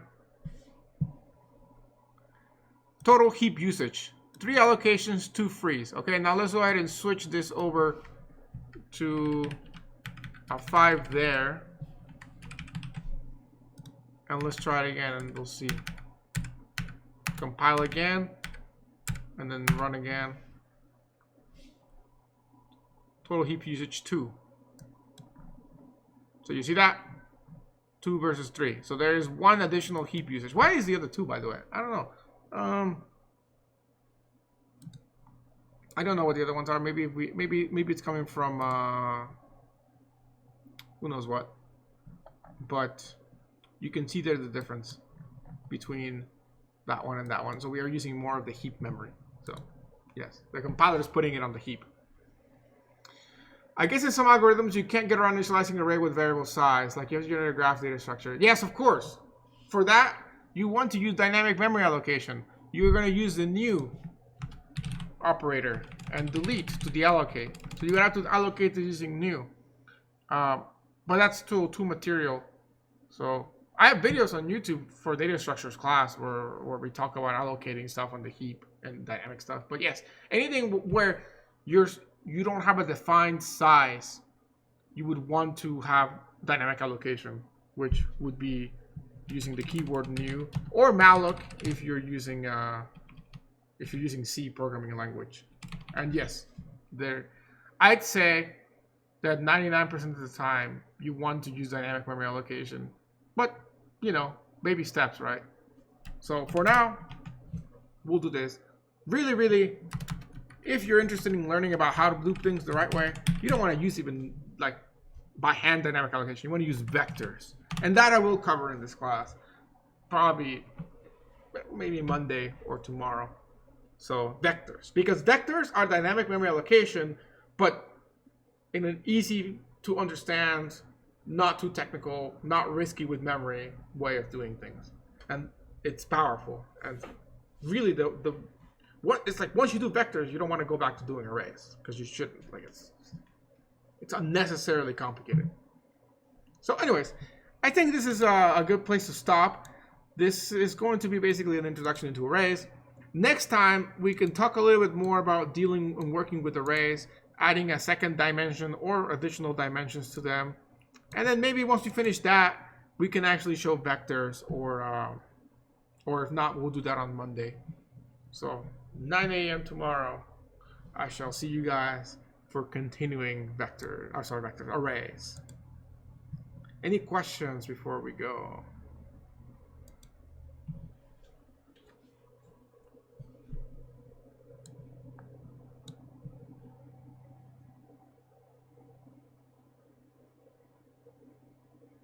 I guess there's no questions. Cool. All right then. I'll see you guys tomorrow at 9, and if not, If you're on YouTube, then I will upload this to YouTube. I'm new here, so I'm asking myself how you are or who you are. I am a professor in a university, and this is an online class for remote learning to avoid getting coronavirus. So, yes, I have a YouTube channel where I have all my videos. You can check that out. That's LE Sniper JF, and I teach all the computer science core classes. This is a CS 135 programming class for new programmers, and then summer 3 I'm going to be teaching programming 2, which is object-oriented programming, and then you talk about dynamic stuff. And then when you get to data structures, which is 302, that's when you actually talk about heaps, stacks, queues, graphs, ABL trees, all the cool fancy data structure stuff that people would ask you in an interview. And yes, so I am a professor at a university. A little off topic here. For extra credit, are we allowed to do one of the PowerPoint ideas listed on Canvas? PowerPoint ideas. I do believe you're talking about doing the notes, and yes, you are allowed to do that. So yes. So I guess welcome to the stream. Most of these guys are my students. They're actually enrolled. They're in the class.